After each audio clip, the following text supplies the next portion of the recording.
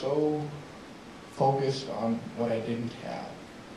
And it's not like hockey was, I didn't look at it like hockey was taken away from me. The way I looked at it was that my life was given to me. And so I really did not even, for 1 second, feel sorry for myself, because I felt like I was the luckiest guy in the world.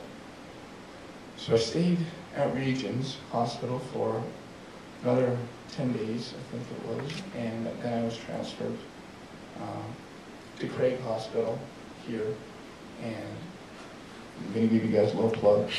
It's a fantastic place to be.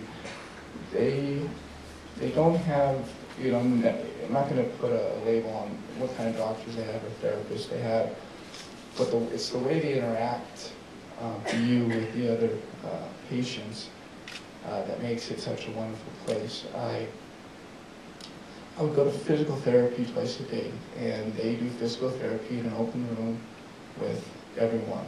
And it was after just coming through such a hard time, to be able to walk into that room should have felt unbelievable. I should have felt, like I said, my life was given to me. But I walked into that room and quickly realized that I was the only patient that walks in the entire therapy room. And that was something that was extremely difficult for me to handle. I would go through my therapy, and I'm doing lunges and squats, and I'm looking over, and someone's learning how to control their wheelchair with a straw or with their head, and you realize that that is, where, I don't want to say where you should be, but, if you like odds, that's exactly where you should be. And that was really hard for me, and for the first 4 days that I was there, I would come back every day after physical therapy, and I would, just be overwhelmed and then break down and just think to myself, why on earth did I get this gift when I'm looking around and there's moms and dads and sons that are all great people, and they weren't so fortunate. And that really took me quite a long time, because I always thought that the other patients and their families would look at me and they would kind of think to themselves, why isn't that my dad? Why isn't that my mom? And that was something that really didn't sit well for me, because I really did care about those people that I met, and that was something that was really, really hard for me to go through. It wasn't until the 5th day that I was there, and there was a patient by the name Dr.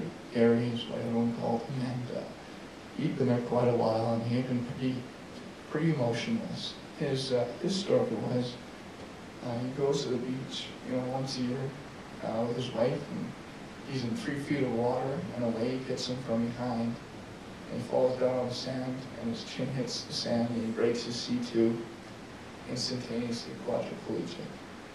And he had a hard time with it, and I couldn't relate, but I could understand that there are stages that you go through when you have such a big change to your lifestyle and whatnot. And he came up to me on the 5th day of therapy, and I thought to myself, oh great, I'm probably gonna get it from this guy. And he came up with his wife, and he started crying, and he said, I understand we had the same injury.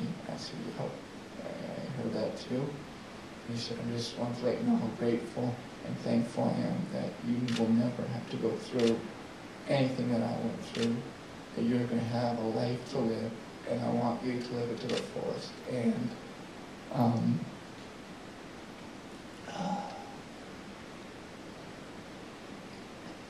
kind of, when he said that, kind of really made a big impact on me, because he said that we don't look at you as something that we're bitter about. We look at you as a sign of hope, and you're an inspiration for everyone in this room.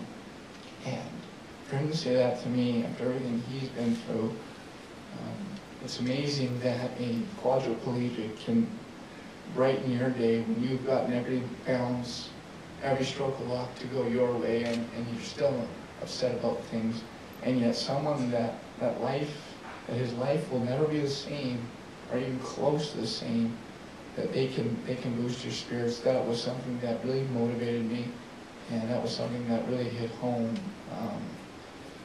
when I went back to my room. So I began then to interact with the patients, and I wasn't afraid anymore to talk with them or their families, because once you got to know these people, they're such great people, and it was only a second of time that changed their lives. It didn't change who they were, but it changed, how they got around, I guess. And, we went for, they call it a walk, walk to get coffee, and I'm the only one walking. And so, I couldn't, be more humbled by these people. And not only did I take away a lot of